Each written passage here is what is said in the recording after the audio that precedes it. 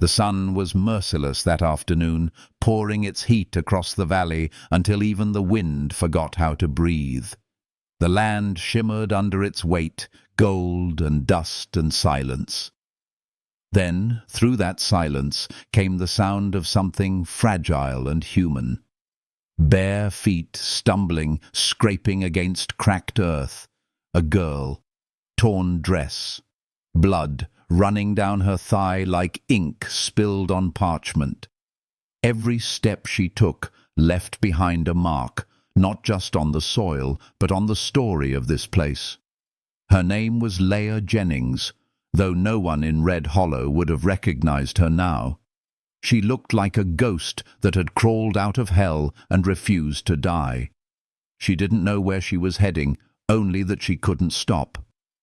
Behind her, laughter echoed faintly, cruel and sharp, carried by the dry wind, the kind of laughter that didn't fade when it should. Her body trembled, her breath shallow, the world narrowing into the next step, and the next.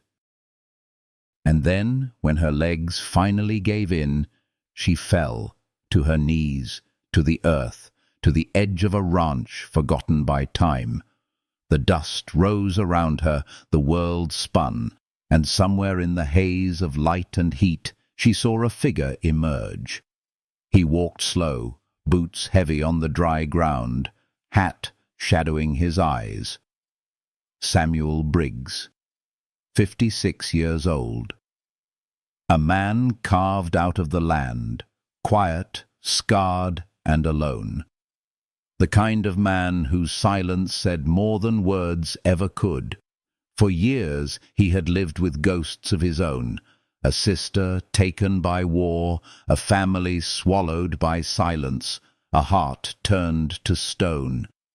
But when he saw her there, this broken creature, bleeding into his soil, something ancient stirred.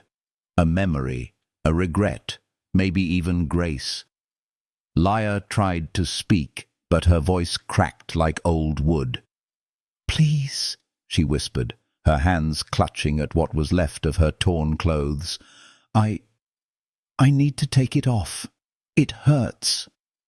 Samuel froze, the moment stretching between them like a fragile thread. He had seen men die, horses shot, homes burned, but never something like this. This wasn't just a wound. This was the mark of cruelty, of a world that forgot mercy. And yet, in the middle of all that ugliness, there was something fragile in her eyes, something he couldn't look away from. He said nothing, only nodded once. "Come inside." The cabin smelled of coffee and old wood, the kind of scent that clung to a man who'd forgotten what company felt like. Samuel poured water into a basin, added a splash of whiskey, and cleaned her wounds. His hands were steady, patient, the way a man tends to a creature too scared to breathe. Leah didn't cry. She only bit her lip, eyes fixed on the floor. When he finally spoke, his voice was low, almost tender. "What's your name?" "Leah," she whispered. He nodded again, saying nothing more. There was a quiet in the room, but not an empty one. It was the kind of silence that holds its breath before something changes forever. Outside, the wind moaned across the plains, carrying with it the echo of stories untold. Inside, the ticking of a clock filled the spaces between two strangers who didn't yet know they were about to save each other. Samuel looked at her again, really looked, and for a moment the years peeled away.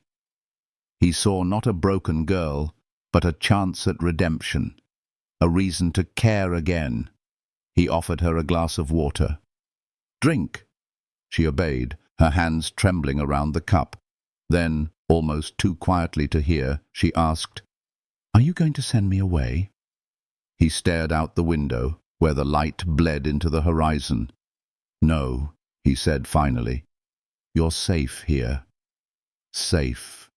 The word hung in the air, heavy and warm, like a promise neither of them knew how to keep, but it was enough. For the first time in years, Samuel felt something beating inside him that wasn't anger, something like life. The hours slipped into evening. The cabin glowed in the amber of the dying sun. Samuel sat by the fire, the shadows drawing soft lines across his face.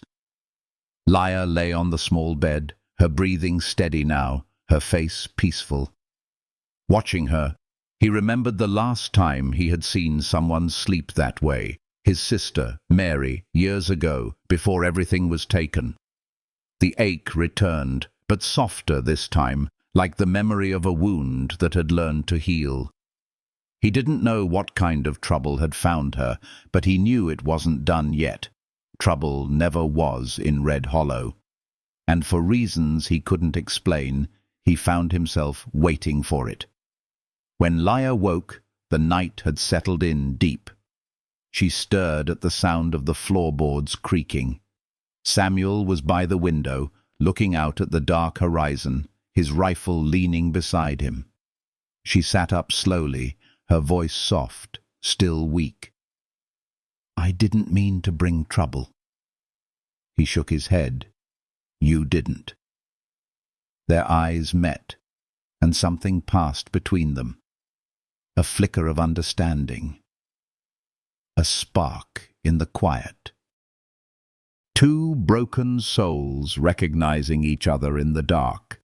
They shared coffee then, black, bitter, comforting in a way only the lonely could understand. Steam curled between them, soft as forgiveness. Lyra finally spoke again, her voice trembling but steady. "They'll come for me." Samuel didn't look at her. His gaze stayed fixed on the night. "Then they'll come." There was no fear in his tone, only a calm born from men who have already lost everything once. Lyra wrapped her hands around the warm cup, drawing from it the heat her heart had forgotten. For the first time since her world fell apart, she felt safe enough to breathe. Outside, the wind carried the faint cry of coyotes. Inside, a healing quiet began to grow, fragile and alive. Samuel set his rifle on the table where it gleamed under the lantern light, a silent promise. He turned toward her and said, "You can stay as long as you need." She nodded, tears welling despite herself. "Why are you helping me?" He paused. "Because someone should have helped my sister, and I didn't." The words landed heavy, but they were real. Lyra looked at him then, not as a stranger, but as a man haunted by the same pain she carried. The space between them filled with something unspoken, something tender, something quietly beautiful. That night, as the fire crackled and the world outside turned black, Samuel realized how strange it was that healing could begin with something as small as staying. And as Lyra drifted back to sleep, her face soft in the glow of the embers, he whispered to the dark, "You're safe now. I'll keep you safe." The storm was far away still, but he could smell it coming. And in that faint smell of rain and dust, something else moved, a story that was only beginning.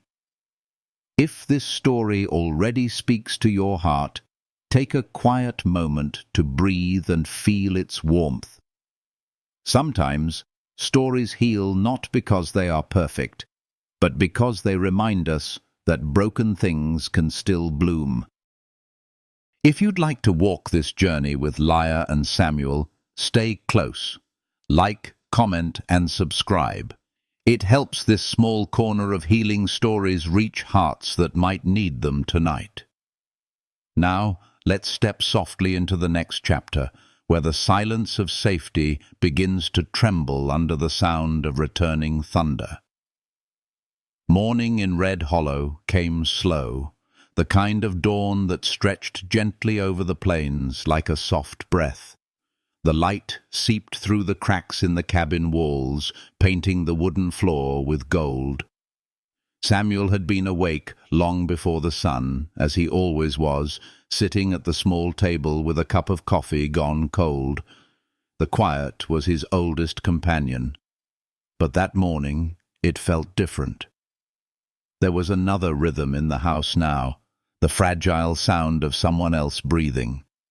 Lia stirred in the small bed by the fire, her hair tangled like threads of dark silk against the pillow. For a long moment she didn't move. Only the slow rise and fall of her chest broke the stillness. Samuel watched her, feeling something he hadn't known in years, peace mixed with unease. He didn't trust it yet. Healing never came easy, not in a land built on scars. When she finally woke, her eyes opened to the color of dusk instead of dawn, soft brown, deep and quiet. She blinked, confusion lingering until memory came rushing back. Fear flickered for a heartbeat, but it faded when she saw him sitting there, steady as the mountains outside. "You slept through the storm," he said, voice low, almost kind. She sat up slowly, clutching the blanket. Her hands trembled as if her body still remembered pain more clearly than rest. "I didn't mean to," she whispered. "You needed it," he said simply. She glanced around the room, at the small shelves lined with tools, the worn Bible on the mantel, the smell of tobacco and dust. Everything about the place felt old but alive, like it had been waiting for something to return. And her gaze lingered on him, his beard greying, eyes weathered yet gentle. He looked like the kind of man who'd forgotten what warmth was but still kept the fire burning anyway. Her stomach growled quietly, a shy reminder of the world outside fear. Samuel stood, moving with the slowness of a man who'd learned to make peace with his bones. "There's bread in the cupboard," he said, handing her a plate with 2 slices, rough and uneven. "It's not much, but it'll do." Lia took it carefully, the gesture heavier than it seemed. Each small act of kindness felt like sunlight pressing against her skin. "Thank you," she said softly. He nodded, sitting again, fingers tracing the edge of his mug. "You from the south side of town?" Her throat tightened. "Used to be." He waited, but she didn't continue. He understood the silence well. It was the language of those who'd lost too much. There was no need to rush. Healing, he knew, was a slow kind of fire. The clock ticked between them, marking the space where words couldn't go. Outside, the wind began to hum across the fence line. It carried with it the smell of hay and something else, change. Lia stood, her bare feet touching the cold floor. "I can help," she said quietly. "I'm not useless." Samuel's eyes softened. "Didn't say you were." She glanced toward the door, where morning light touched the dust like gold rain. "You shouldn't have helped me. Those men, they don't forget." He looked at her for a long time. "Neither do I." For a heartbeat, neither spoke. But in that quiet, something shifted. Trust, fragile but real. She looked away first, her eyes glistening. "My father used to say men like you were made of the same earth they worked." Samuel almost smiled. "Then your father was a wiser man than most." Her voice trembled, just barely. "He's gone now." The words hung there like smoke. Samuel didn't ask how. Some wounds didn't need reopening. They spoke loudly enough through the silence they left behind. He turned to the window, the land stretching endless before him. "This ranch used to be full," he said after a while. Cattle, workers, laughter. Now it's just me and ghosts. Leia looked around, her eyes softening. It feels peaceful. He let out a breath that almost became a laugh. That's one word for it. They worked side by side that morning. Samuel chopped wood near the porch, while Leia swept the floor, humming softly under her breath. The sound surprised her. It had been so long since she'd remembered any tune worth keeping. The rhythm of it filled the small cabin with something gentle, something healing. Once she caught him watching her, and for a moment the air between them warmed. She looked down quickly, embarrassed, but inside something quiet bloomed, a fragile comfort she hadn't known she needed. As the day unfolded, Samuel found himself talking more than usual. He told her about the land, about how the seasons changed the color of the hills, how he could tell when rain was coming by the smell of the wind. She listened, her hands folded, her eyes following every word as if each one built a little bridge toward safety. When noon came, they sat outside under the shade of the old barn. The world stretched wide before them, fields of yellow grass waving under the heat, the far-off sound of horses, the hum of bees that refused to rest. Leia watched the horizon, her face calm for the first time since she'd arrived.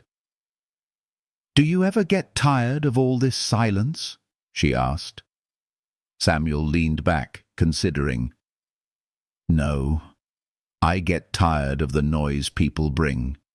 She smiled faintly, almost invisible, but there. "Then I must be the noise now." He shook his head. "You're different." The wind moved between them, soft and warm. For a long time, neither spoke again. But it wasn't awkward. It was the kind of silence that holds peace, like a gentle hand resting on a wound. When evening returned, the sky burned orange over the plains. Leia helped him bring in water from the well. Her arms trembled with the effort, but Samuel didn't step in. He let her finish. He understood how important it was to let someone feel strong again. When she was done, sweat shining on her brow, he nodded approvingly. "You've got fight in you." "Not enough," she murmured. "You'll find more," he said. "The land teaches that." They sat by the fire that night again, the light flickering across their faces. Samuel reached for his old guitar, dusted from years of neglect. The strings were out of tune, but his fingers still remembered. He played softly, a slow tune, gentle as rain. Leia listened, eyes closed, her body leaning toward the warmth. For a while, the world outside ceased to exist. In that quiet, she whispered, "When I was little, my father used to sing at night. Said music keeps the dark away." Samuel smiled faintly. Maybe he was right. Leia opened her eyes, her voice breaking softly. They took him because he couldn't pay what he didn't owe. Said debt was law. But law in Red Hollow is only power. Samuel's fingers paused on the strings. "The mayor's boys?" She nodded. A silence heavier than any storm fell between them. Samuel stared into the fire, the flames painting memories on his skin. He had seen too many men like them, rich, cruel, untouchable. And for the first time in years, anger returned to him not as fire, but as purpose. Leia wiped a tear, ashamed of its weight. "I shouldn't have come. I brought you danger." He looked at her gently. "Danger's been here long before you." Their eyes met, and something steady passed between them. Understanding, shared grief, the faint beginning of trust that feels like love in its earliest shape. The storm outside began to grow again, clouds gathering low over the hills. Samuel set the guitar aside. "You should rest. Tomorrow will be heavy." "What happens tomorrow?" she asked quietly. He looked toward the dark window where lightning flickered far away. "Men like that don't forget what they think they own." She shivered, but he placed the blanket around her shoulders, his hand brushing her hair just for a second. It was a small touch, but it lingered like warmth spreading through cold soil. As the fire burned lower, Leah whispered, "Thank you." Samuel nodded, his eyes distant but soft. "Get some sleep, Leah. You're safe tonight." She lay down once more, the world fading into the rhythm of rain and wind outside. Samuel stayed awake by the fire, watching over her, the rifle gleaming faintly beside him. The cabin was small, but in that moment it felt like a sanctuary carved out of chaos. He thought of Mary again, his sister's laughter, her innocence, how he wasn't there when she needed him. Now, years later, fate had brought him another chance to protect someone. Maybe this was grace in disguise. Maybe healing always came to those who waited long enough to forgive themselves. Outside, the first drops of rain began to fall, whispering softly against the window. Samuel closed his eyes, breathing in the scent of wet earth. The world was changing again, slowly, painfully, beautifully. Inside, Leah slept soundly for the first time in months, and though she didn't know it yet, the road to her redemption, and his, had already begun. Beyond the hills, thunder rolled like a promise, and in the tender hush of the storm's beginning, two wounded hearts rested under one roof, unknowingly waiting for the moment the world would test them both. The fire dimmed, but its warmth remained, soft and healing, a quiet echo of something neither dared to name. The next morning came wrapped in mist, soft and white, the kind that clings to the earth like a secret. The rain had left everything washed and still. Dew glimmered on the fence posts, and the grass bent under its weight. Samuel stepped out onto the porch, his boots damp, his breath rising in small clouds. For a long while he just stood there, staring at the horizon where the world seemed to hold its breath between night and day. The storm had passed, but he could feel another one forming, quiet, invisible, somewhere deeper. Inside, Leah moved softly, sweeping the floor, folding blankets, her movements delicate but sure. The wounds on her arms were healing, pink and thin, like the memory of pain. The bruises had begun to fade, though the ones beneath her skin, the ones stitched into her voice, would take longer. Samuel watched her for a moment from the doorway, saying nothing. There was something almost sacred about the sight, a young woman rebuilding the rhythm of living, piece by trembling piece. He poured 2 cups of coffee, dark and bitter, and set one near her. "You'll catch cold," he murmured. She smiled faintly, her eyes still on the broom. "I used to love mornings after rain," she said. "Everything smells clean, like the world's forgiven itself for one night." He nodded. "That's the way I see it too." They drank in silence, the kind that healed rather than hurt. The warmth from the cup travelled through her fingers, anchoring her to something real again. She looked around the small cabin, the tools hung neatly, the fire crackling low, the faint smell of tobacco and leather. and thought for the first time in weeks that maybe there was still a place left in this world that didn't belong to fear. "Samuel," she said quietly, "why do you live all the way out here, alone?" He hesitated, then sat down across from her, elbows on the table. "Because peace doesn't come where people are. Out here, I can hear myself think. Doesn't it get lonely?" His eyes flicked up to hers. "It did," he said simply. Lia's fingers traced the rim of her cup, the sound soft, steady. "My father used to say loneliness makes people cruel if they let it." Samuel smiled, a faint curve that barely reached his eyes. "Your father sounded like a man who saw the world the way it truly is." She nodded, her throat tightening. He believed in good, even when no one else did. The quiet deepened between them. Outside, the wind carried the smell of damp cedar. Samuel could hear the distant call of a hawk, sharp against the still air. He thought of Mary again, his sister's laughter when they were young, before the soldiers, before the fire that took everything. He had buried that sound deep in his heart, but now, watching Lia, it returned, soft, like the echo of forgiveness. She broke the silence first.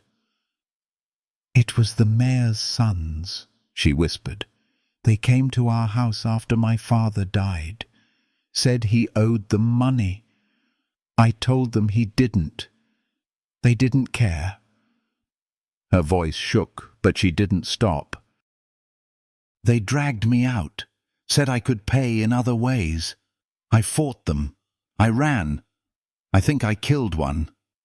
She looked up at him then, her eyes raw, searching for something like mercy. "I didn't mean to. I just didn't want to die." Samuel's jaw clenched.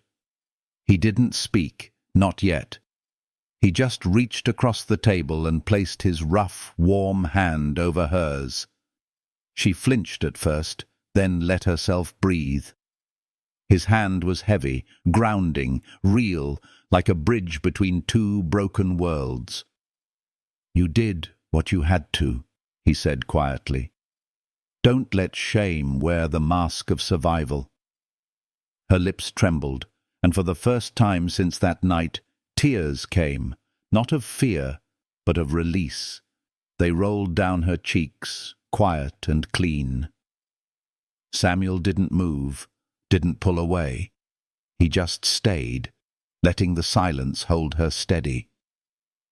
When she finally found her breath, she whispered, "They'll come again. They won't stop." "I know," he said, his eyes turning to the window. "They'll ride out this way when they think the law can't see.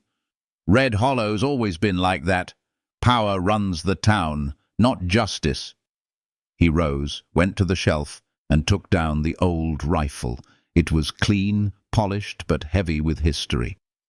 He set it on the table, the metal glinting in the soft morning light. "If they come," he said, "they won't find an easy target." Lia stared at the weapon, then at him. "You'd risk yourself for me?" He looked at her steadily.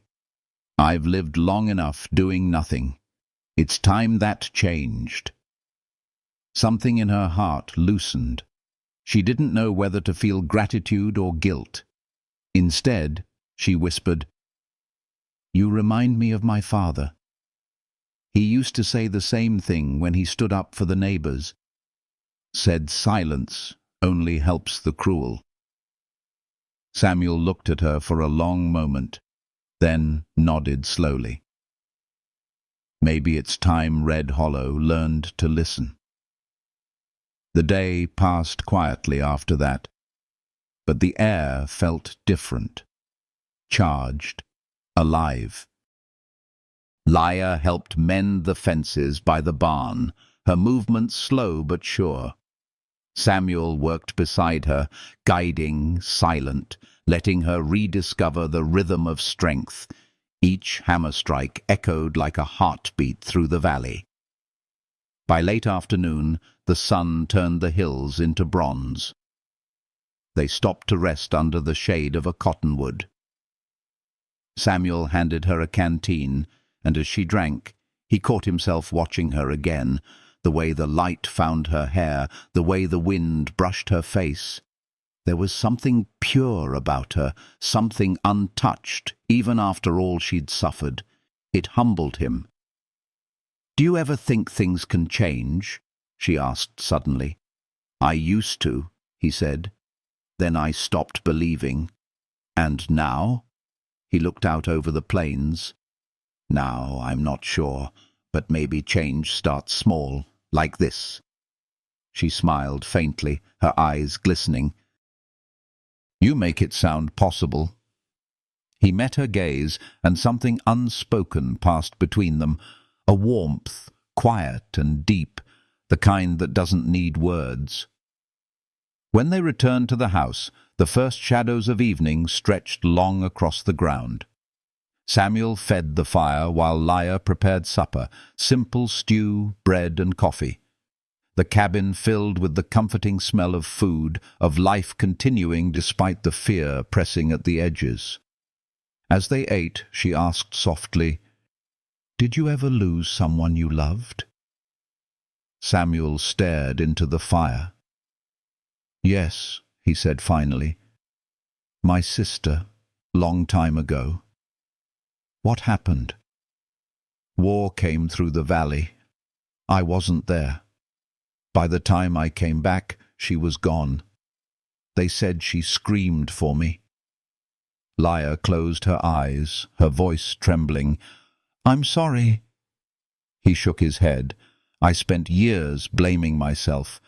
Thought if I'd stayed, maybe she'd still be alive. But guilt doesn't build graves or raise the dead.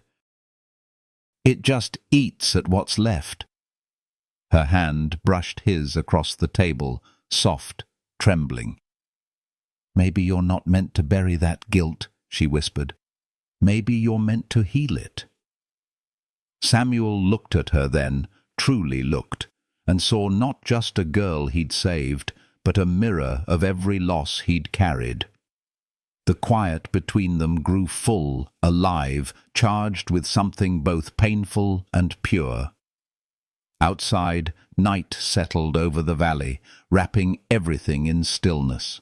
Samuel lit a lantern, its glow golden and soft.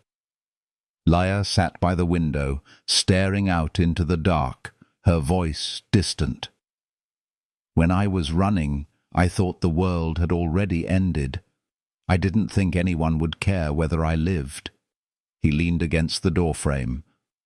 "The world ends for everyone once in a while. But if you keep walking, sometimes it begins again."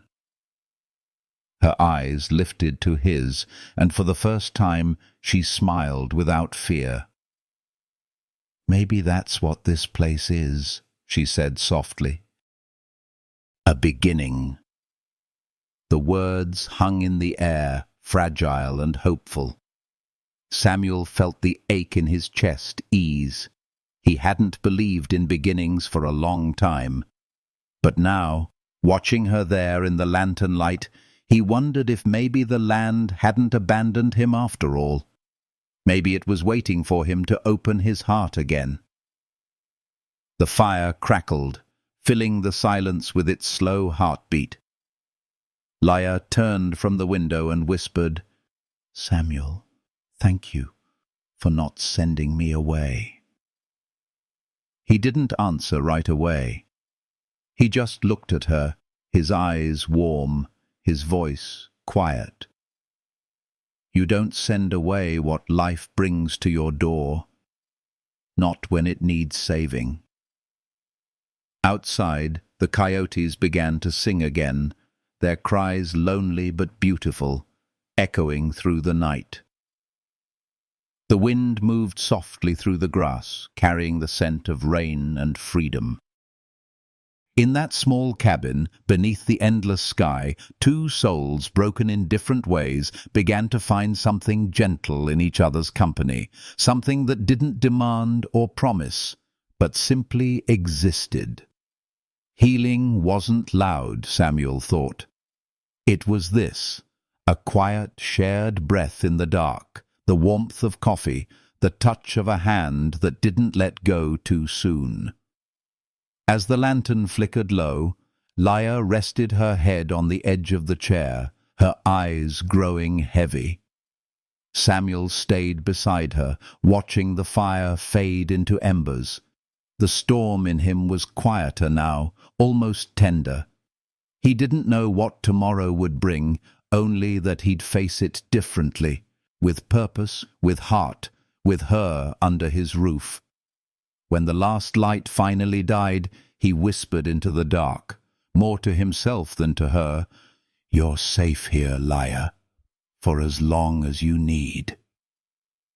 And as the night deepened, the ranch slept, two hearts breathing under one roof, the sound of healing woven gently into the rhythm of rain returning once more. And the wind carried a strange quiet that morning, the kind that made the birds fall silent and the earth listen. Red hollows stretched before them, endless fields of gold fading into a haze of light. Lia stood on the porch, with her shawl wrapped tight around her shoulders, the air crisp and thin after the rain. Her hair caught the sun like threads of honey, wild and soft, and Samuel thought she looked like something the land itself had forgiven. But beneath that calm beauty he saw the restlessness building, fear, courage, memory, all tangled into one. Samuel was mending the fence near the barn, his sleeves rolled, his hands calloused and steady. He had been up since dawn, restless too. The ranch was quieter these days, but peace in a place like this was a fragile thing. He could feel it shifting, like a storm whispering behind the horizon. Lia carried him a mug of coffee, steam curling in the wind. "You don't rest much," she said softly. He smiled faintly, taking the cup. "Old habits die slower than men." She watched him work for a moment, her fingers brushing against the wooden post, feeling the rough texture beneath her skin. "You think they'll come soon?" He paused, eyes narrowing toward the far road.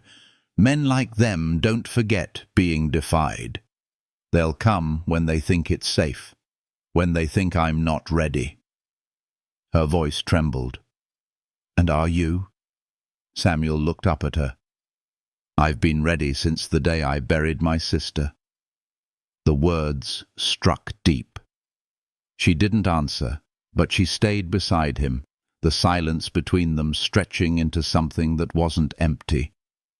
The sky above glowed pale blue, and a hawk circled overhead, its cry sharp as truth. By noon, they had finished fixing the last post. Lia leaned against the fence, breathing hard, her face flushed from the work. Samuel handed her his canteen. "You did good," he said, a small warmth in his tone.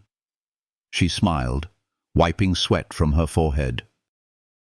"I didn't think I still knew how to work like this." He looked at her, his expression softer than the words that followed. "You just forgot what strength feels like. It's still there." Something inside her stirred, an ache, but not from pain. It was the kind of ache that came from remembering what hope felt like. She nodded, looking out at the land. "This place, it's healing me somehow. It's quiet, but not empty. It feels alive." Samuel followed her gaze, the sun glinting off the distant creek. "The land listens," he said quietly. "If you stay long enough, it speaks back." That afternoon, Lia cleaned the cabin while Samuel checked the horses. The rhythm of their movements wove together like a song. Her sweeping inside, him hammering boards outside, the steady hum of life reclaiming its place. Every sound was a promise that they were still here, still breathing. When she stepped out with a basket of laundry, she caught him watching her again. He looked away too quickly, pretending to fix the gate. She smiled to herself, shy, but warmed by the silent care that lived in his gestures. By sunset, the air grew heavy again, the light turning red and gold. Samuel stood on the porch, his rifle leaning against the post, his eyes fixed on the horizon. Dust was rising in the distance, a faint, trembling line. Lya followed his gaze, her heart tightening. "Riders?" she asked. He didn't answer right away. Then, with quiet certainty, "6 of them." Her breath caught. "Them?" He nodded. 3 are the mayor's sons. The other 3, guns for hire." The world seemed to still around them. Lya felt the blood drain from her face, the air thick in her chest. Samuel's expression didn't change, only hardened like weathered stone. "Go inside," he said. She hesitated, her voice shaking. "Samuel?" "Now." His tone left no space for argument. She stepped back toward the cabin, her pulse racing. Samuel picked up his rifle, checking the chamber, his movements calm, practiced. There was no fear in him, only that deep, steady resolve of a man who'd lived too long with ghosts. When the riders came close enough to see their faces, Samuel stepped down from the porch. The ground crunched beneath his boots, dust rising around him. He stopped at the edge of the yard, rifle resting in his hands, but pointed low. The lead rider, a tall man with slicked-back hair and a cruel smile, pulled his horse to a halt. "Afternoon, Mr. Briggs," he called. "Heard a young lady came by your place. Lya Jennings. Ring a bell?" Samuel's face didn't move. "Can't say it does." The man grinned wider. "Funny thing. Folks said she ran this way. Stole from the bank, too. Daddy wants his money back." Samuel gave a dry laugh. "Didn't know the Jennings girl worked at the bank." The man's grin faded. The air thickened. One of the others spat into the dirt. "Mind if we look around?" Samuel straightened, his voice flat and cold. "You got a warrant?" The man's jaw tightened. "Don't need one if you've got nothing to hide." Samuel took a step forward, his shadow stretching long across the ground. "Out here, the law's simple. A man's land is his own. You cross that fence uninvited, you're trespassing. You understand?" The silence that followed was sharp enough to cut. The horses shifted, uneasy under the tension. Then the leader smirked, tugged the reins, and turned his horse. "We'll be back, old man." Samuel nodded slowly. "I'll be right here." When they rode off, the sound of hooves echoed through the valley until it vanished. Only then did Samuel lower his rifle. He went back inside, his boots heavy against the floor. Lya was sitting on the edge of the bed, her hands clasped tight. "They called me a thief," she said, her voice breaking. "My father was the most honest man in Red Hollow." Samuel sat down across from her, his face calm but his eyes burning. "They're scared of losing what their money bought them. Fear makes men cruel." She looked up at him, her eyes wet. "You shouldn't have lied for me. They'll come back." He leaned forward. "Let them. This land's seen worse men than them, and I've buried worse too." His tone was steady, but beneath it lay something deeper, grief turned into quiet fire. Leia saw it, and for the first time didn't feel afraid. She felt something like safety, even in the face of danger. Outside, thunder rumbled low across the hills, though the sky was still clear. Samuel looked toward the sound, his voice barely above a whisper. "That's not rain coming. That's war." She rose slowly, moving to stand beside him. The light from the window touched her face, turning her eyes into pools of amber. "Then I'll stand with you." He looked at her, surprise flickering across his expression. "You've done enough, girl. You don't need to fight." "Yes, I do," she said, her voice trembling but sure. "I ran once. I won't run again." For a long time he said nothing. Then he nodded, his voice low. "All right." The wind shifted, carrying the faint scent of gun oil and dust. Samuel took down the rifle again, checked the chamber, then placed it on the table. "We'll be ready." Leia stepped closer, her hand brushing his arm lightly. "Thank you, Samuel," she said, her voice soft, "for believing me, for staying." He looked at her, his expression softening. "You gave me a reason to." Outside, the sky turned red as the sun sank over the plains. The world seemed to hold its breath again, waiting. Inside the cabin, two souls, scarred, tired, yet alive, stood together, bound not by fear, but by something quieter, something born in the ashes of pain. As the first stars appeared, Samuel lit the lantern. Its glow bathed the room in warmth. "You should rest," he said, though his eyes stayed on the window. Leia hesitated, then touched his hand, just briefly. "So should you." He smiled faintly, the first real smile she'd seen from him. "Not tonight." The storm wind began to rise, rustling the trees outside. Leia turned toward the bed, her body trembling not from fear, but from the strange comfort of knowing she was no longer alone in the fight. Samuel stood by the window, his rifle close, the weight of his promise heavy in his hands. The night deepened, the horizon darkening into shadow. Far away, the faint rhythm of hooves began again, soft, steady, growing closer. Samuel heard it, his heart calm and unshaken.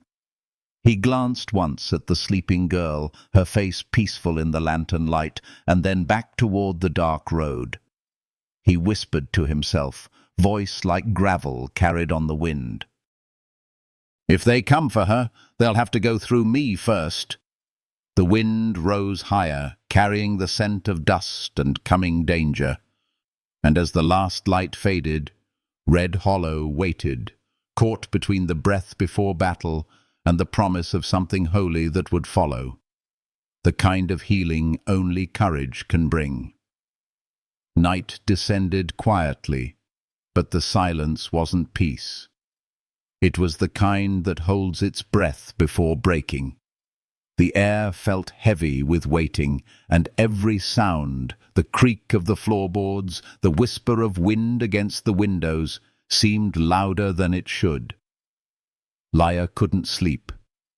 She lay awake in the small room above the kitchen, the sound of her own heartbeat pressing against the dark.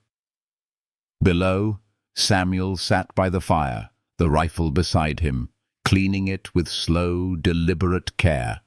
The flame painted his face in shades of gold and shadow, turning him into something carved by time and purpose.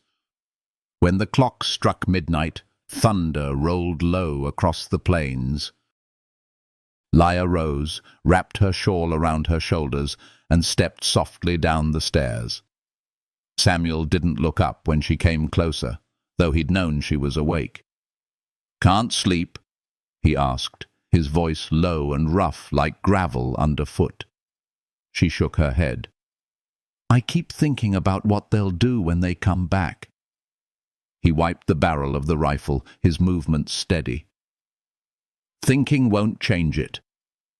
Lya sat across from him, hands folded in her lap, her eyes catching the firelight. Maybe not, but I don't want to just wait for them. That made him glance up. What do you mean? She hesitated, the idea trembling inside her like a secret trying to be born. They control everything, Samuel. The bank, the law, the town. My father told me before he died, there are ledgers, records of every deal, every stolen penny. If we can find them, maybe the truth will finally matter. He leaned back, studying her. You're talking about breaking into the mayor's bank. Her hands trembled, but her voice was calm. Yes, that's a hanging offense. So is what they did to me, she said softly, and in her eyes there was no fear, only quiet fire. Samuel looked at her for a long time, saying nothing. Outside, the wind shifted, pushing against the walls like a restless spirit. He had spent years avoiding fights that weren't his, years burying his anger beneath the dust of solitude. But now, looking at her, this wounded girl who refused to stay broken, he felt something rise inside him again. Not rage, not revenge. Something older, purer. Justice. He set the rifle down gently. Old man Berkeley's too cheap to fix the broken window in the back, he murmured. Always said no one was fool enough to crawl through glass. Lya's lips curved, the smallest ghost of a smile. Then he's never met us. By the time the moon climbed high above Red Hollow, they were ready. Samuel packed his revolver, a lantern, and a small crowbar. Lya carried a satchel and her father's old fountain pen, the only thing she'd managed to keep. She tied her hair back, her movements steady despite the tremor in her hands. The night air was cold and sharp. They rode in silence, their horses' hooves muffled by the wet earth. The town lay ahead, sleeping under its own corruption, unaware that something had already begun to shift. When they reached the alley behind the bank, Samuel dismounted first. The broken window glinted faintly under the moonlight. He turned to Lya. Stay close. I'm not afraid, she whispered. He met her gaze, the corners of his mouth softening. You should be. Fear keeps you careful. She nodded, then followed him through the narrow space. The sound of glass crunching under their boots was sharp as breath in the still air. Inside, the bank smelled of dust, ink, and secrets. The lantern light moved like liquid gold across the wooden floors. Lya went straight to the back room, where rows of filing drawers lined the walls. She moved fast, her hands sure, flipping through papers until she found what she was looking for. Names, dates, signatures, whole lives reduced to ink and lies. Here, she whispered, spreading the ledgers across the desk. They forged entire accounts, stole from widows, farmers, soldiers' families. Samuel leaned closer, scanning the pages. God help us. It's worse than I thought. Lya's fingers shook as she began copying down names, her handwriting steady despite the fear pounding in her chest. Samuel stood guard by the door, listening. The only sounds were the scratching of the pen and the soft drip of rain outside. Then came the noise that froze them both, a door creaking open, followed by footsteps. Slow, heavy, too many. Samuel blew out the lantern, plunging the room into darkness. Lya's breath caught. He pressed a finger to his lips. Voices echoed faintly from the lobby. "I saw light," one man said. "Check the back." Samuel's heart pounded. He could hear the clink of spurs, the shift of leather. He motioned for Leia to hide. She crouched behind the desk, clutching the papers to her chest. Samuel waited, the revolver drawn, every muscle coiled tight. The door opened. A shadow filled the frame. Then came the voice Samuel had been waiting for, the mayor's eldest son, smooth and cold as a snake. "Well, well," Thomas Berkeley drawled. "Didn't think you had it in you, old man." Samuel didn't answer. The silence between them was thick enough to choke on. Thomas stepped forward, his boots clicking against the wood. "You protecting her? The girl who cost my father half his fortune?" Samuel raised the gun. "She didn't take what wasn't hers." Thomas laughed, the sound sharp and ugly. "And you think you can fix that with bullets?" "No," Samuel said quietly. "But I can make you listen." The shot cracked through the night like lightning splitting the sky. The room exploded into chaos. Gunfire, shouts, the sound of glass shattering. Leia crawled toward the corner, her ears ringing. She could smell gunpowder, feel the air tremble with violence. When it was over, the world fell silent again. Smoke drifted through the air, thick and grey. Samuel stood, breathing hard, his arm bleeding where a bullet had grazed him. 2 men lay still on the floor. Thomas was gone.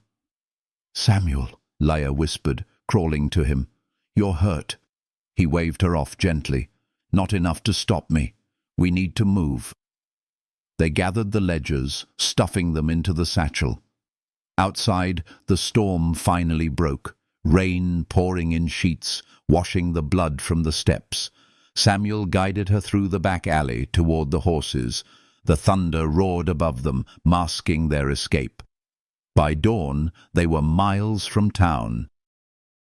The rain had turned the dirt road to mud, and their clothes clung to their skin.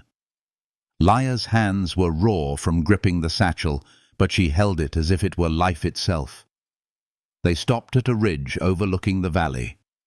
Below, Red Hollow lay small and silent, the smoke from the burning bank rising into the grey morning. Samuel watched it for a long time, his face unreadable. "It's done," he said finally. Leia followed his gaze. "Will they come after us?" He nodded once. "They'll try, but they've lost the story now. Once the truth spreads, they'll have nowhere to hide." She sat beside him, shivering. "I didn't think we'd make it out." He turned toward her, his voice low. "You did more than survive, Leia. You fought back." For a moment she said nothing. Then, with trembling fingers, she reached for his hand. He let her. Their hands fit together as naturally as breath, rough and warm, carrying the quiet understanding of 2 people who had seen death and chosen life anyway. As the first light broke over the hills, Samuel took off his hat, letting the rain fall freely on his face. The storm washed everything clean, the dust, the blood, the years of guilt that had bound him. For the first time in decades, he felt light. Leia leaned her head against his shoulder. The warmth between them wasn't just comfort, it was the beginning of something sacred, something born out of pain, but softened by grace. The land around them glistened, alive again, as if it too was learning to heal. They stayed there until the clouds began to thin, until the sun stretched gold across the valley. Below them, the people of Red Hollow would wake to a new day, unaware that their world had already started to shift. Samuel looked down at Leia, her eyes half closed, her body trembling from exhaustion. "Rest," he said gently. "You're safe now." She nodded, whispering against his shoulder. We did the right thing, didn't we? He watched the light break over the land and felt the answer in his chest. Yes, he said quietly, we did. And though the road ahead would still hold danger, the silence between them was no longer the silence of fear. It was peace, fragile, beautiful, and healing, like the hush that follows after rain. The morning wind carried the scent of wet earth and wild flowers. Samuel closed his eyes, breathed deep, and for the first time since the war, he felt like a man who might finally find his way home. Dawn came soft and pale, spilling over the ridge where they had spent the night. The valley below shimmered under the weight of morning fog, a silver sea that made the world feel untouched again. The air was cool, sweet with the scent of wet grass and pine. Samuel stood at the edge of the slope, watching the slow birth of light. Every sunrise looked the same to him once, just another day to survive, but this one felt different. This one felt like it might mean something. Behind him, Leia stirred beneath the wool blanket. Her hair was damp with mist, her cheeks flushed with the soft glow of dawn. For a long while, she just lay there, listening to the quiet, the wind moving through the grass, the far-off call of a bird, the rhythm of Samuel's steady breathing. Safety had a sound, she realized. It was this. The calm heartbeat of a man who'd stood between her and the world's cruelty. When she finally sat up, Samuel turned toward her. "You should eat," he said, handing her a piece of dried bread from his pack. "It's not much, but it'll keep you standing." Leia smiled faintly, her voice hoarse but warm. "It's more than I had for days before you found me." He nodded, quiet as always, eyes fixed on the horizon. The silence between them was easy now, no longer awkward or fragile. It carried a quiet trust that had grown from shared danger. Two souls who didn't owe each other anything, yet found a reason to stay close. After they ate, they rode down the ridge. The horses moved slow through the fog, hooves sinking into the wet earth. The town lay far behind them now, red hollow, just a shadow at the edge of memory. But even from here, Samuel could feel the weight of what they had done. The truth they had stolen from those ledgers would change everything once it reached the right hands. And though the lawmen from Denver hadn't yet arrived, Samuel knew they would. The land opened before them, wild and golden under the rising sun. They rode in silence until Leia spoke, her voice soft but steady. "What will you do when this is over?" He thought for a long time before answering. "Haven't thought that far ahead." "You should," she said. "You deserve peace." Samuel's jaw tightened slightly, though there was no anger in his tone. "Peace isn't something men like me find. It's something we buy with what's left of us." Leia looked at him, her heart heavy with the sadness behind his words.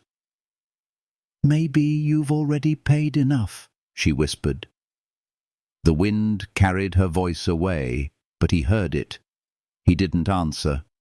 Instead, he guided the horses down a narrow path lined with wildflowers, the kind that only grew after storms. The air smelled clean, forgiving. It was the scent of healing. By midday, they reached the edge of an abandoned trading post. The building leaned slightly to one side, its roof sagging, but it still offered shelter. Samuel dismounted, tying the horses near the trough. "We'll rest here for a bit." Inside, the air was cool and smelled faintly of cedar. Dust floated like slow-moving snow in the light that filtered through the cracks. Laya ran her hand across the old counter, her touch stirring years of stillness. "Did you ever come here before?" Samuel nodded. "Long time ago?" "Used to be a good place. Honest traders, before greed bled into everything." She turned to him, watching the way he stood, solid, grounded, like part of the building itself. "You always talk about this land like it's alive." He gave a small smile. "It is. You can feel it breathing if you're quiet enough." She moved closer, her eyes soft. "You hear it now?" He met her gaze, something tender flickering in his eyes. "Sometimes," he said, his voice low, "when the noise inside me stops long enough." Laya smiled, the kind of smile that feels like sunlight breaking through clouds. "Then maybe you're finally healing too." Samuel didn't reply, but the look he gave her was answer enough. They built a small fire and sat close, the heat easing the chill from the air. Laya's hands trembled as she held her cup of coffee, but not from fear this time, from the exhaustion of surviving. She looked into the flames, her voice quiet. "I keep thinking about my father, about how proud he'd be if he could see what we did. But then I remember the faces of the men who died in that bank, and I don't know if pride is the right thing to feel." Samuel stared into the fire with her. "You didn't start that fight. You finished it. There's a difference." "I still see their eyes," she said softly. He nodded. "You'll see them for a while. That's how you know you're still human." Her eyes glistened. "Does it ever fade?" "No," he said, voice gentle but sure. "But it softens, turns into something you can live with." Laya leaned her head against her knees. The fire crackled between them, its glow painting their faces with warmth. The rhythm of the flames, the steady sound of his voice, it wrapped around her like a blanket. For the first time in a long time, she felt her heart begin to unclench. Later, when the light outside began to fade, Samuel stepped out to check the horses. The sky was burning orange, the kind of color that feels both alive and dying. He looked out across the plains, feeling the world settle in his chest, the same world that had taken everything from him once and now, somehow, was giving something back. When he turned, he saw Laya standing in the doorway, wrapped in her shawl. The wind caught her hair, and for a heartbeat she looked like a piece of the sky itself, fragile, wild, beautiful. "Storms past," he said quietly. She nodded. "Maybe for now." He walked back toward her, his boots crunching softly on the gravel. When he stopped beside her, they both stood watching the horizon. "You're not the same girl I found bleeding in the dirt," he said.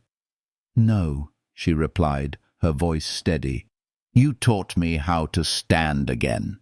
He looked at her, the weight of her words settling somewhere deep inside him. "No, Laya, you did that yourself. I just handed you a place to start." Her throat tightened. She wanted to speak, to tell him that without him she wouldn't have found the courage to live again. But the words caught in her chest. Instead, she reached out and took his hand. His fingers were rough, warm, and when they closed around hers, she felt the world quiet. They stood like that for a long time, saying nothing. The sky deepened into violet, the first stars beginning to appear. The moment was soft, suspended, like the earth had chosen to pause just for them. When they finally went back inside, Laya lit the lantern. Its glow turned the small trading post into something almost holy. She sat on the floor by the fire, her legs tucked beneath her, watching Samuel clean his rifle once more. "You'll never stop being careful, will you?" she asked, her tone gentle, teasing. He smiled faintly. "Habit." "Does it ever get lonely, living always half ready for a fight?" He looked up, his eyes meeting hers. "It used to. Not anymore." The silence that followed was different now, filled with something tender, fragile as a new flame. Outside, the wind whispered through the grass, carrying with it the scent of rain and blooming sage. Inside, the warmth grew softer, slower. Samuel leaned back, tired, but at peace. Leah moved closer to the fire, resting her head on her folded arms. When she finally drifted into sleep, he watched her for a long time, the lines of her face soft in the flickering light. Something deep in his chest stirred, a feeling he hadn't allowed himself in years. It wasn't desire. It wasn't pity. It was love in its quietest form, the kind that asks for nothing, that simply exists like air, like breath, like the steady warmth of a fire that refuses to die. He turned back to the flames, whispering to himself, "She's safe. That's enough." But even as he said it, a part of him knew that safety wasn't all she'd brought into his life. She'd brought him back to himself, to the part of him that could still believe in kindness, in second chances, in redemption. The night deepened. The stars above the plains shimmered like the eyes of forgotten saints. Samuel leaned back against the wall, his hat tilted low, listening to the rhythm of her breathing. Each exhale sounded like forgiveness. When morning came, the world felt lighter. The rain had washed the air clean. Leah woke to find Samuel already outside, feeding the horses, the sun catching the grey in his hair. She smiled quietly, the sight of him steady and familiar, like the first light after a long storm. For a moment, she just stood in the doorway, the soft wind brushing her face, and felt something she hadn't felt in years. Hope, gentle and alive. Samuel turned then, catching her in the light. Their eyes met, and in that silent exchange something unspoken passed between them, a promise not of forever, but of this moment, whole and healing, carried on the breath of a morning that felt like grace. And though neither of them said a word, both knew it. Whatever waited beyond Red Hollow, they would face it together. The sun rose gentle over the valley, painting everything in the kind of light that feels like forgiveness. The wind was soft, cool, carrying the scent of wild sage and the faraway hum of the world beginning again. Samuel was already outside, his sleeves rolled, tending to the horses with slow, deliberate care. The rhythm of it, the sound of hooves, the creak of leather, the steady rasp of his breath, filled the morning with quiet peace. Leah watched him from the doorway. The light touched his shoulders, and for the first time she saw the years carved into his back, not as burden, but as proof that he had carried more than most men ever could. He looked solid, unshakable, like the land itself had built him to endure. She wanted to say something, to thank him for everything he'd done, but the words felt too small. So she just stood there, her shawl wrapped around her, and let the silence speak for her. He turned, catching her watching him. A soft smile ghosted over his lips. "You're up early." "The light woke me," she said, stepping into the yard. "It feels kind today." He nodded, tying off the reins. "The land's resting." It knows when to breathe. They walked the fence line together, the grass brushing against their boots, the world wrapped in the golden calm of morning.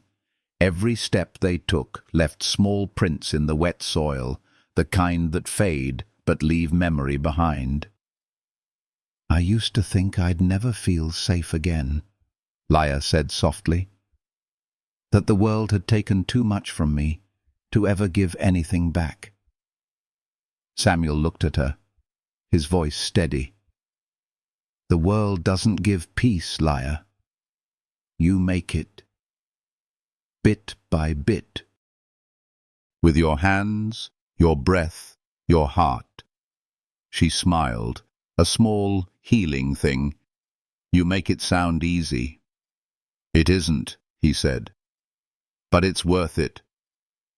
They worked through the morning, fixing what the storm had broken, the fence, the roof shingles, the loose boards on the barn. Every small act of mending seemed to stitch something back together inside them too. There was something quietly sacred about it, the simple rhythm of repair, the closeness of shared work, the sound of two people rebuilding more than just wood and wire. By midday, the sun had climbed high and bright. Samuel wiped the sweat from his brow and looked toward the hills. "We should ride out," he said. "See how far the damage spread." Laya nodded. "Will they be looking for us?" "Maybe," he said, "but hiding never fixed anything." They saddled the horses and rode west toward the wide-open plain. The wind moved through Laya's hair, lifting strands like golden thread. She rode beside Samuel, the space between them quiet and sure. The sky stretched so wide it made her heart ache with its beauty. For miles they rode without speaking. It was a silence full of breath, of unspoken gratitude, of something deep and unnameable. Samuel watched her sometimes, how she sat straight in the saddle, eyes forward, her spirit stronger now than the day he'd found her bleeding in the dirt. She had grown into her strength like a tree growing back toward the sun. When they reached the ridge, they stopped. Below them, the land stretched endless, fields shimmering, the river cutting silver through the valley. Red Hollow lay far in the distance, a small wound against the horizon. Laya looked down at it, her jaw tight. "It still feels strange," she said, "knowing they're still there, living as if nothing happened." "They won't be for long," Samuel said. "The truth always travels slow, but it never dies on the road." She turned toward him, her voice quiet but fierce. "You really believe that?" He nodded. "I have to. It's the only thing that ever kept me alive." They stayed there for a while, letting the wind carry their thoughts. Laya's hand brushed his arm, and for a moment he didn't pull away. The contact was simple, but it lingered, like sunlight resting on skin after rain. When they finally rode back to the ranch, the air had turned soft again, heavy with the promise of evening. Laya cooked while Samuel mended an old saddle near the door. The scent of stew and wood smoke filled the small cabin, wrapping around them like warmth made visible. As night fell, the two of them sat by the fire. The world outside was quiet, save for the distant cry of coyotes and the whisper of wind through the fences. Laya's voice came soft in the flickering light. "I keep thinking about what you said, about peace being something you make. Maybe that's what this is. Maybe we're building something like that here." Samuel stared into the fire, his eyes distant. "Maybe," he said, his tone gentle. "But peace doesn't stay unless you fight to keep it." She tilted her head, studying him. "You talk like a man who doesn't believe he deserves it." He smiled faintly, the lines on his face deepening. "Maybe I don't, but you do." The words settled between them like a prayer. Laya looked at him for a long time, the light from the fire catching the faint grey in his beard, the scars on his hands, the quiet strength in his eyes. She saw him not as the gruff stranger who had saved her life, but as something more, a man carrying his own kind of brokenness with grace. "Samuel," she said softly, "you've given me more than safety. You've given me a reason to breathe again." He looked at her then, and for a moment the years seemed to fall away from him. His voice came low, almost a whisper. "And you gave me a reason to believe again." The silence that followed was deep, but it wasn't empty. It was full of warmth, of the unspoken things neither dared to name yet. The fire crackled softly between them, its light flickering across their faces like the pulse of something alive. When the wind picked up outside, Samuel rose and threw another log on the fire. Laya watched him, her heart steady now, the ache inside her replaced by a kind of soft certainty. She had been running for so long, but here, in this small cabin under the wide western sky, she had finally found stillness. She stood, walking to the window. The moon was rising, round, golden, wrapped in thin clouds. She whispered, "It's beautiful tonight." Samuel came to stand beside her. "The sky's always beautiful when you stop looking for storms." She smiled faintly, the words wrapping around her heart like a gentle balm. "You think we'll get another chance? After all this?" He looked at her, his voice low. "Sometimes life gives you one chance to make peace. The second one you have to make yourself." They stood side by side, the silence stretching soft and kind. Outside, the land breathed again, its long wounds closing under the moonlight. Inside, the air between them shimmered with the same fragile peace. When she finally turned to him, her eyes glistened. "I'm not afraid any more," she said. He touched her face gently, his calloused thumb brushing a stray strand of hair from her cheek. "Then we did something right." Her breath caught, and before she could stop herself, she leaned in, resting her forehead against his chest. Samuel froze for a heartbeat, then exhaled slowly, his hand coming to rest at the back of her head. He didn't speak, didn't move, just held her there in the quiet. The warmth between them wasn't the kind that burns, it was the kind that heals. They stayed like that for a long time, the fire burning low, the world outside falling into a hush. The old clock ticked in rhythm with their breathing. The night held them gently, as if afraid to break the spell. When she finally stepped back, her eyes were soft, shimmering. "Thank you," she whispered. Samuel nodded, his voice steady but full. "For what?" "For staying," she said. "For not letting me disappear." He looked at her, something like wonder flickering behind the years in his eyes. "I couldn't have, even if I tried." The wind outside sighed through the open cracks of the window. The lantern light glowed golden on their faces. Laya sat again by the fire, her heart full of quiet peace, her hands folded as if in prayer. Samuel returned to his chair across from her, and for the first time in years he didn't feel the urge to guard himself. The night wore on, soft and slow. When sleep finally took her, Samuel covered her with the blanket, his hand lingering for a moment. He whispered something she didn't hear, something about grace, about forgiveness, about the way love finds us when we stop looking for it. He turned back to the window. The moon hung high above the ranch, silvering the world. For the first time since Mary's death, Samuel Briggs felt the weight in his chest ease completely. The pain didn't vanish. It simply became lighter, like the land after rain. And somewhere deep in his bones, he knew Red Hollow wasn't finished with them yet.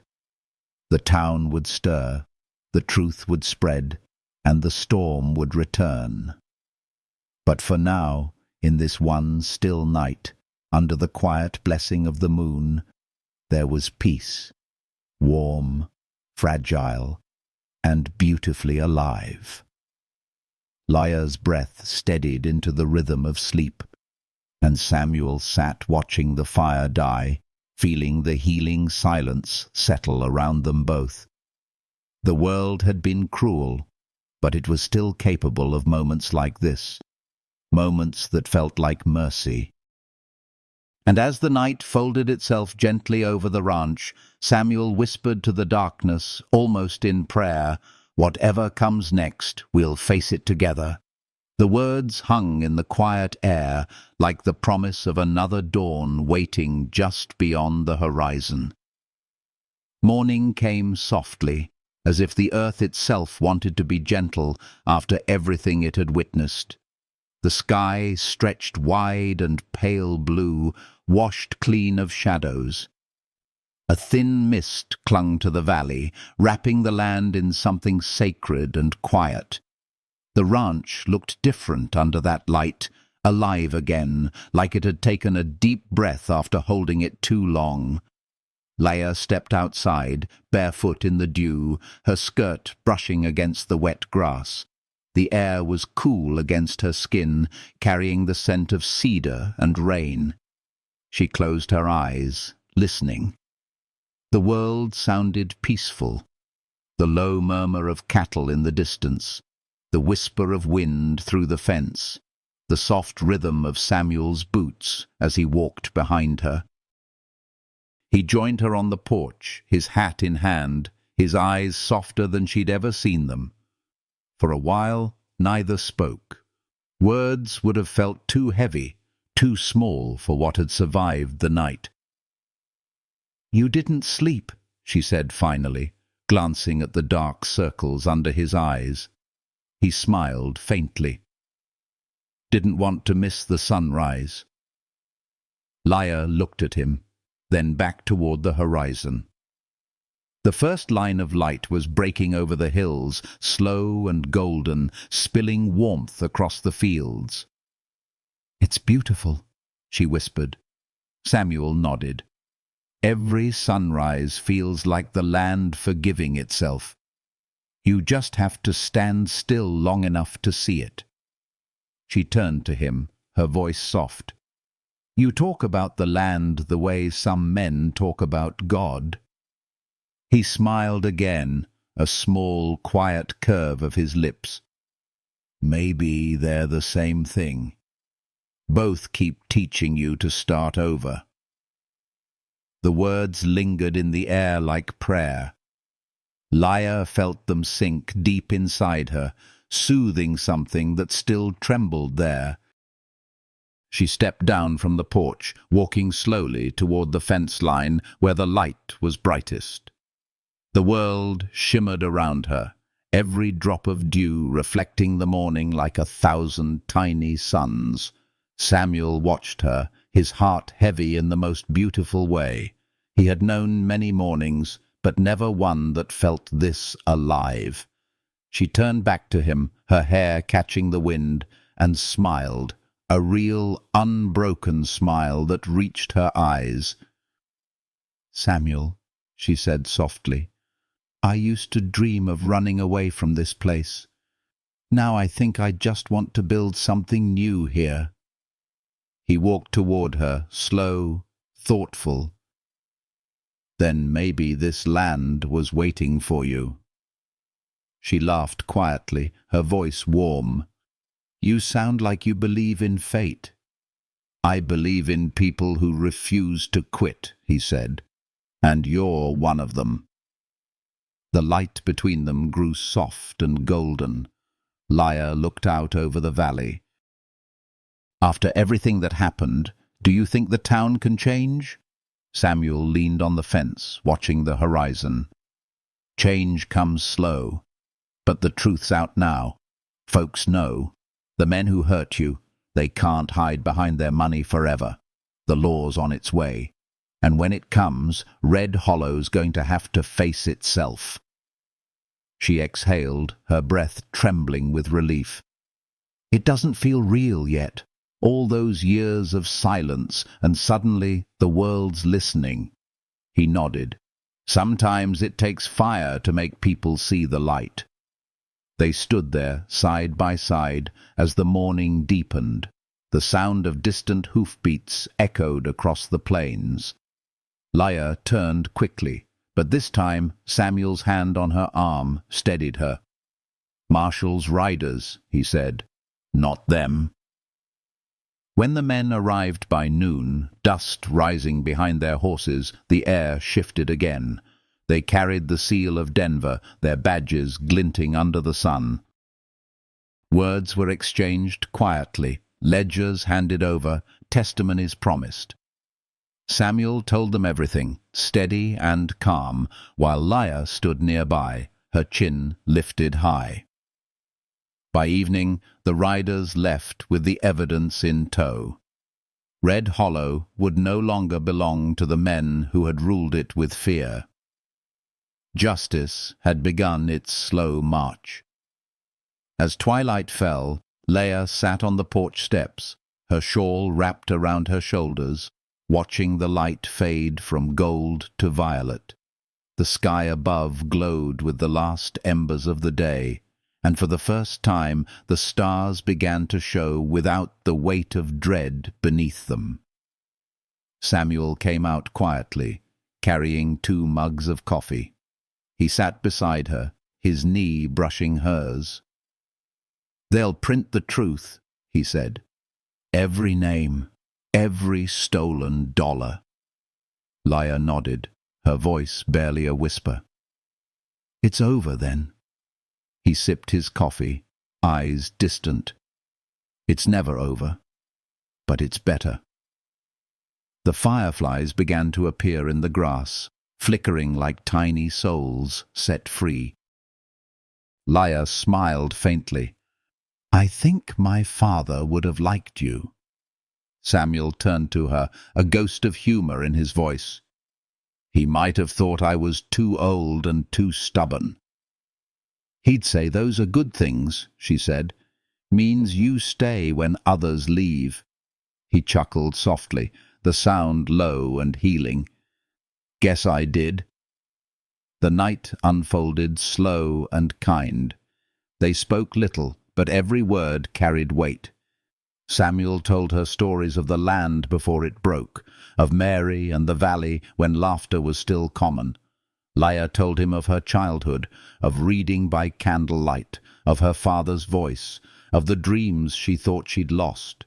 Each story became a thread, and together they wove something whole, a quiet tapestry of 2 lives mended by time and mercy. When the moon rose high, the world silvered again, and the sound of the night wrapped around them like a lullaby. Leia leaned her head on his shoulder. "You think you'll ever leave this place again?" Samuel took a long breath before answering. "Not unless I have a reason to." Her voice came soft. "What if that reason was me?" He turned slightly, his breath catching for just a moment. Her eyes were shining in the moonlight, steady, open, alive. "You already are," he said quietly. Her lips curved, not in surprise, but in recognition. She didn't need more words. She closed her eyes, leaning closer, the warmth of him grounding her. His arm came around her shoulders, steady and sure. The air between them was soft, full of quiet heartbeats and the peace that follows long storms. For a long while, neither moved. The fire burned low inside, the night stretched endless outside. The stars looked down as if to bless them. Two souls who had lost everything and somehow found each other at the edge of the world. When she finally spoke again, her voice trembled with something new. "I want to rebuild the store my father had, but not for me, for the people here. A place for anyone who's been broken by this town to start again. Maybe even a small school one day." Samuel's eyes softened. "Then you'll do it." "I can't do it alone." He smiled, slow and gentle. "You won't have to." The wind brushed against them, carrying the smell of the fields, sweet, green, endless. Lya felt something deep inside her settle. The pain was still there, but it no longer ruled her. What remained was strength, steady and quiet, born from survival and love. Samuel looked at her, the lines on his face touched by moonlight.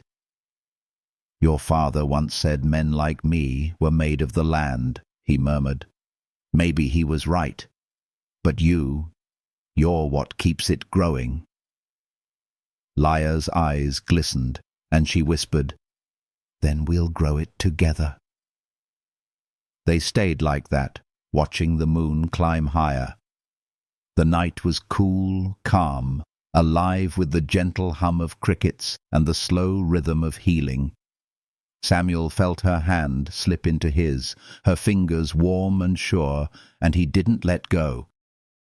When dawn came again, Red Hollow would wake to a different world, a world where truth had found its voice, where scars no longer meant shame, where love could take root even in the dust.